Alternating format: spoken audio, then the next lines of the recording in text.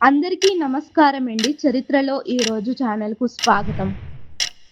1961వ సంవత్సరంలో మార్చి 17వ తేదీ నాడు హర్యానాలోని కర్నాల్ అనే చిన్న పట్టణంలో ఒక చిన్నారి పుట్టింది. ఆ చిన్నారి పేరు కల్పన చావ్లా. చిన్నప్పటి నుంచే ఆమెకు ఆకాశం అంటే చాలా ఇష్టం.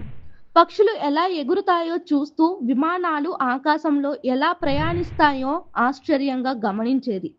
పాఠశాలలో చదువుతున్నప్పుడు ఆమె తరచూ ఒక కల చెప్పేది. ఒకరోజు నేను కూడా ఆకాశంలోకి వెళ్ళాలి, అంతరిక్షాన్ని చూడాలి అని. చాలామంది అది చిన్నారి కలలా భావించారు. కానీ కల్పన మాత్రం ఆ కలను నిజం చేసుకోవాలని నిర్ణయించుకుంది. ఆమె కష్టపడి చదివి ఏరోనాటికల్ ఇంజనీరింగ్ చదివింది. తరువాత అమెరికాకు వెళ్ళి అంతరిక్ష పరిశోధనల్లో ముందుకు సాగింది.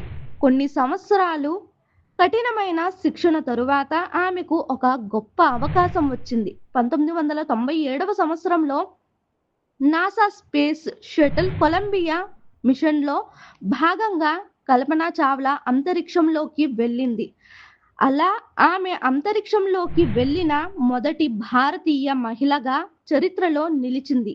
భారతదేశం మొత్తం ఆమెపై గర్వపడింది. కల్పన చావ్లా కథ మనకు ఒక గొప్ప సందేశం ఇస్తుంది.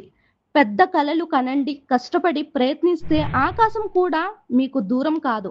కల్పన చావ్లా జీవితం యువతకు ప్రేరణ.